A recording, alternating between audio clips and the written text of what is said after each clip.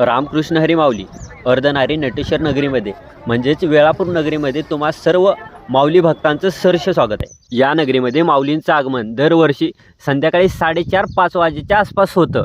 माऊलींच्या आगमनासाठी ही नगरी किती सज्ज असते तुम्ही बघू शकताय।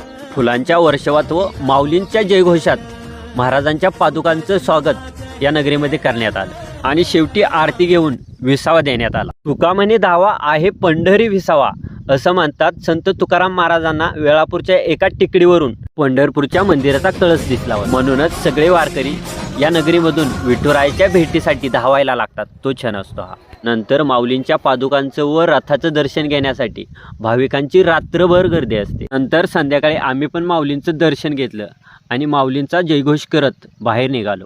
सोहळा मोठा असल्यामुळे नवनवीन काय होतं ते तुम्हाला थोडक्यात दाखवतो।